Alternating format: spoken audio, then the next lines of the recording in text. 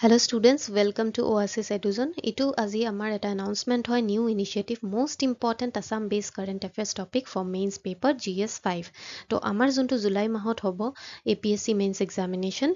তাতে আমাৰ GS paper 5ৰ যোনখিনি Assam based important current affairs topic হয় এটো আমি ইয়াতে cover কৰিম comprehensively. ঠিক আছে? মানে আপুনি যদি মন দিছে Assam based current affairs ইমানো নাথাকে যে বহুত কেইটা থাকিব monthly 30 days 30টা থাকে তেনেকুৱা নাথাকে কিন্তু কিছুমান ইম্পৰ্টেণ্ট টপিক থাকে যোনটো আমাৰ GS paper 5ত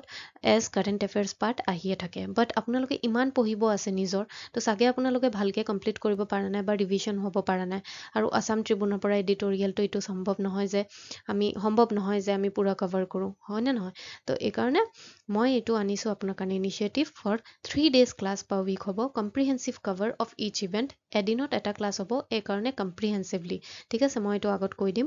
then extra doubt clearing session হ'ব যাতে আপোনাৰ GS1 GS4ৰ পৰা যদি আপোনাৰ আনসাৰ ৰাইটিং ফৰমেট ষ্ট্ৰেটেজিত কিবা যদি ডাউট থাকে you can ask me I will address the question ঠিক আছে তো এইটো বেসিক্যালি আমাৰ কাৰেন্ট এফেয়াৰ্স ৰিলেটেড GS5ৰ যিমান টপিক আছে উই উইল কভাৰ ইট হিয়াৰ ঠিক আছে যোনটো ৰিপিটেটিভ লাষ্ট 6 মান্থ 1 ইয়াৰৰ পৰা আসাম ট্ৰিবিউনত আহি আছে তো অনলাইন ক্লাছটো আমাৰ লাইভ হ'ব ঠিক আছে লাইভ এইকাৰণে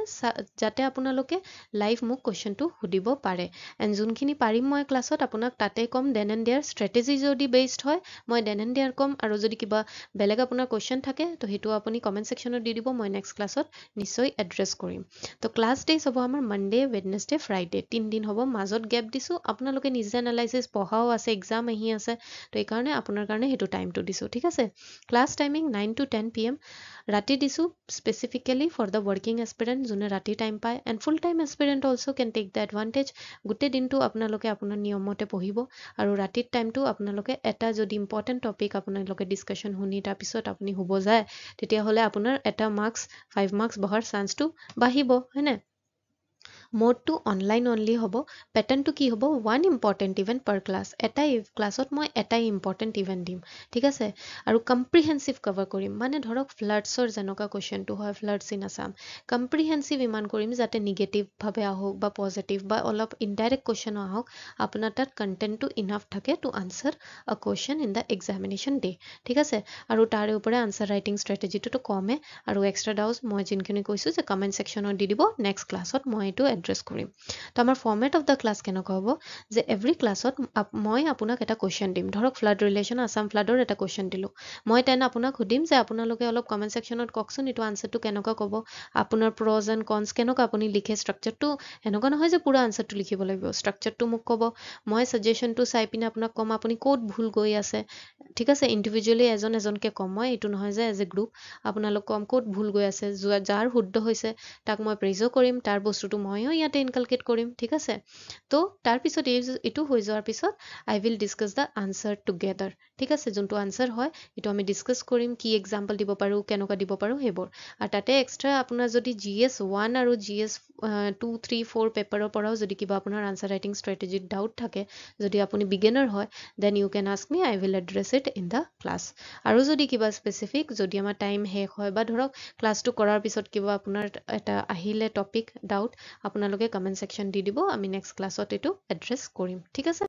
তো বেচিকেলি ইণ্টাৰেষ্টেড এছপিৰেণ্টছ তো must join this aspirant initiative for the upcoming mains exam আৰু যদি আপোনালোকে বিগিনাৰ হয় নেক্সট ইয়াৰো এক্সাম দিব খুজিছে তেতিয়াহ'লে আপোনাৰ জইন কৰাটো বহুত ইম্পৰ্টেণ্ট হ'ব বিকজ আপোনালোকে এটা এডভান্টেজ হৈ থাকিব যে অলপ আগবাঢ়ি থাকিব আপুনি প্ৰিপেৰেশ্যনত যে অসম বেছ যিমান আপোনাৰ কাৰেণ্ট এফেয়াৰ্ছ লাষ্ট 6 to 1 ইয়াৰৰ আপোনাৰ এইটো কভাৰ আগৰ পৰা হৈ থাকিব এণ্ড চিমিলাৰলি উইথ ডেট আপোনালোকে প্ৰেজেণ্ট কাৰেণ্ট এফেয়াৰ্ছটো কভাৰ কৰি গৈ থাকিব বেছি আপোনাৰ আইডিয়াটো হৈ যাব তো বোথ ফৰ 2024 এণ্ড 2025ৰ কাৰণেও ইউজফুল হ'ব তো আমাৰ লঞ্চ প্ৰাইচটো 2000 rupees হয় বাট উই হেভ কেপ্ট এ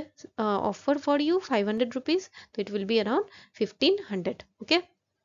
তো এইখিনি বস্তু আপোনালোকে নিজে যদি ইনিচিয়েটিভটো জইন কৰে আপোনালোকৰ ফ্ৰেণ্ড চাৰ্কেল চাৰাউণ্ডিংছত নিশ্চয় আপুনি শ্বেয়াৰ কৰিব ঠিক আছে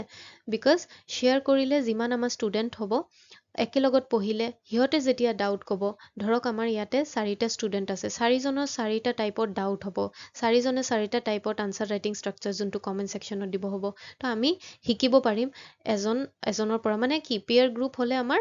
ডিছকাশ্যন কৰাটো আৰু আমি শিকিব পৰা যায় ঠিক আছে তো I hope you will join this initiative and once you join this initiative make sure আপুনি এইটো শ্বেয়াৰ কৰে আপোনাৰ ফ্ৰেণ্ড চাৰ্কেল আপোনাৰ ছাৰাউণ্ডিংছত যাতে চবেই এই ইনিচিয়েটিভৰ এডভান্টেজটো ল'ব পাৰে ঠিক আছে তো আপোনালোকৰ এইটো বিষয়ত যদি কিবা আপোনাৰ ডাউট আছে বা কুৱেৰি আছে আপুনি কমেণ্ট ছেকশ্যনত সুধিব পাৰে আমাৰ কোচিং চেণ্টাৰৰ পৰা আমাৰ টিম মেম্বাৰ্ছে আপোনাক এড্ৰেছ কৰিব আৰু ময়ো পাৰ্চনেলি কৰিব পাৰিম ঠিক আছে তো